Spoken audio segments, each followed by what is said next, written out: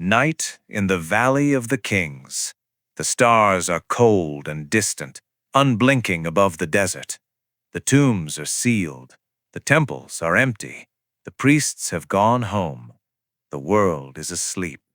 But in one tomb, one small sacred space where the air is thick with natron and cedar oil, there is light, a single oil lamp flickering, and hands that move with practiced precision, hands that know this work the way a river knows its bed, hands that wrap linen around what was once a body, that apply resin and incense, that speak the words that free the soul.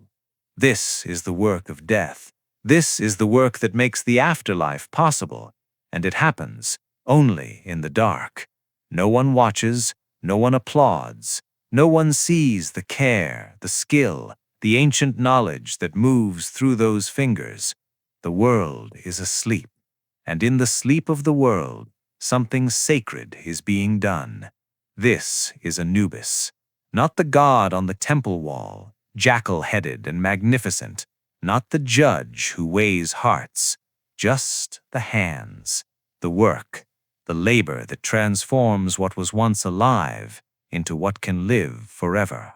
He is called the Opener of the Way, the Lord of the Necropolis, the one who guides souls to the afterlife. These are beautiful names, important names, names that sound like power. But here is what the names do not say. Anubis does not rule. He does not sit on thrones. He works. He works in the dark, in the quiet, in the spaces where no one is watching. He prepares bodies for the afterlife with his own hands. He performs the rituals that weigh nothing but mean everything. He does the work that no one sees, that no one celebrates, that no one even knows is happening. While Osiris receives the souls, Anubis is the one who brings them. While Thoth records the judgment, Anubis is the one who prepares the record. While the other gods feast and war and scheme, Anubis is in the tomb, working, preparing, making sure that when a human dies, whether king or peasant, saint or sinner, they are ready. It is invisible, not because it is secret, but because it happens when no one is looking. The lamp flickers, the hands move, the body is wrapped, and by morning it is done. The seal is placed, the tomb is closed, and the world moves on, never knowing what happened in the dark. This is the truth that no temple depicts, no hymn celebrates. The work of Anubis is not heroic. It is not glorious. It is not the kind of work that songs are written about or statues built to honor. It is labor, quiet, patient, necessary labor. The kind of work that holds the world together without ever being noticed. The kind of work that, if it stopped, everything would fall apart, but no one would know why. Every mummy that has ever been prepared, every soul that has ever been guided, every ritual that has ever been performed, Anubis did it. Not alone, but as the one who knows, the one who teaches, the one who holds the knowledge that makes death bearable. And when he is done, when the body is wrapped and the soul is free and the way is opened, no one thanks him. No one throws flowers. No one writes songs about the hands that made it possible. The work is done, the seal is closed, and Anubis moves to the next tomb, the next body, the next soul. This is what it means to work in silence, to do the work that makes everything possible, and to know, in the deepest part of yourself, that no one will ever see what you do. The question is not whether the work matters. The question is, what happens to the one who does it when they realize no one is watching? There are people in this world, like Anubis. You know them. Perhaps you are them. They are the ones who show up early and leave late, not because they have to, but because the work has to be done and no one else will do it. They are the ones who clean the offices after everyone goes home, who answer the emails at midnight, who remember the birthdays that everyone else forgot. They are the ones who hold the family together, not with power, but with labor, not with presence, but with work. The nurse who checks vitals at 3 a.m., the teacher who grades papers on Sunday, the parent who packs lunches in the dark, the friend who texts back, the sibling who visits, the neighbor who shovels the snow. These are the ones who keep things running, and no one sees them. This is invisible labor. It is the work that is essential but uncelebrated, necessary but unnoticed, critical but unthanked. It is the work that happens in the background, in the margins, in the spaces where no one is looking. And it is exhausting, not because the work is hard, but because the work is unseen. When no one sees what you do, you begin to wonder, does it matter? When no one thanks you for what you do, you begin to wonder, do I matter? When the work never stops and never slows and never gets recognized, you begin to wonder, is this all I am? There is a weight to invisible labor that is different from other weights. It is not the weight of work itself. Anyone can carry that. It is the weight of being essential and invisible at the same time. The weight of being the one who makes everything work and the one who is never seen working. You do the work. You do it well. You do it quietly. And because you do it quietly, people assume it is easy. Because you do it well, people assume it is natural. Because you do it without complaint, people assume it does not cost you anything. But it does cost. It costs in ways no one sees. It costs in hours you do not count, in energy you do not refill, in parts of yourself that you spend without ever replenishing. Anubis knows this cost. He has carried it since the first human died and needed preparing. He has carried it through millennia of death, through empires rising and falling, through languages being born and dying. He has carried it in silence, because silence is his nature, because the work demands it, because no one asks. The work continues. It always continues. And the one who does it continues with it, invisible, essential, alone. Here is the hard truth that the temples never spoke, the prayer that was never offered in the dark.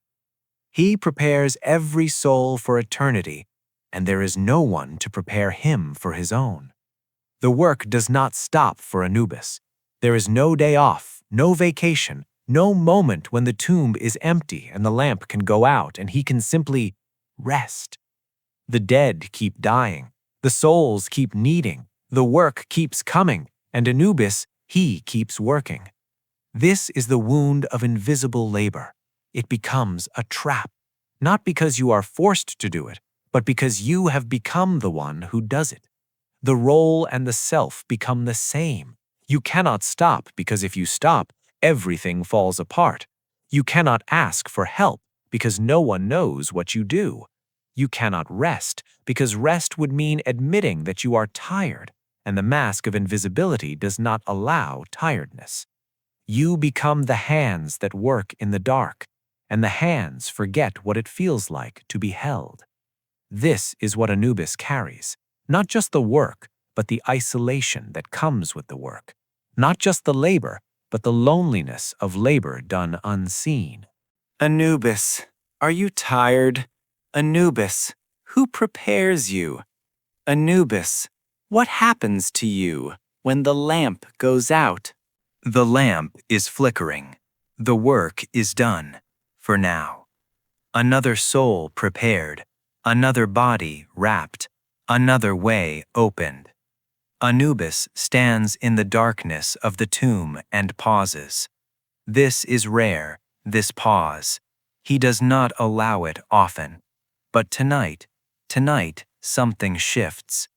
The seal is placed, the words are spoken, and for one moment, in the silence after the work, Anubis stands still. What does he feel? We do not know. The jackal head does not show expression. The god of death does not speak of his own heart. But perhaps, somewhere beneath the jackal, somewhere beneath the roll, there is something that longs to be seen. Not worshipped, not praised, just noticed. The way the first light of dawn notices the worker before anyone else wakes. Not celebration, but witness. Not reward, but recognition. The simple acknowledgement that the work happened, that someone did it, that the invisible labor is not actually invisible. The tomb is dark, but there is a crack in the seal. Light comes through. Not much, just a sliver. Just enough. You have been working in the dark. I say this gently, but I say it clearly. You have been working, and no one has seen. Perhaps you are the one who makes the meals appear without anyone asking where they came from. Perhaps you are the one who sends the emails, makes the calls, holds the pieces together. Perhaps you are the one who shows up, always, without being asked, without being thanked, without being seen. And you have told yourself it does not matter. You have told yourself the work is its own reward. You have told yourself that being unseen is noble, that being quiet is strength, that being the one who holds everything together is just what you do. But here is what I want you to hear. The work matters, not because it is noble, not because it is necessary. It matters because you matter. Your labor is not just labor. It is an expression of who you are. And who you are deserves not celebration, but witness, not praise, but presence, not the darkness, but the sliver of light. You do not have to work in silence. The silence is not sacred. It is just quiet, and quiet can be broken. The door is not locked. It is just dark. You are allowed to be seen. You are allowed to be thanked. You are allowed to say, I did this, I am doing this, and I am tired. Somewhere in the tomb, the lamp flickers one last time. The work is done. Another soul is ready. Another body is wrapped. Another way is opened. And Anubis, he does not stay. He walks out of the tomb into the desert night. The stars are still cold. The world is still sleeping. But something is different now. Not because the work changed. The work is always the same. But because somewhere, in a temple or a home or a heart, someone is thinking of him. Someone is saying his name. Someone is seeing, for just a moment, the hands that work in the dark. It is not much.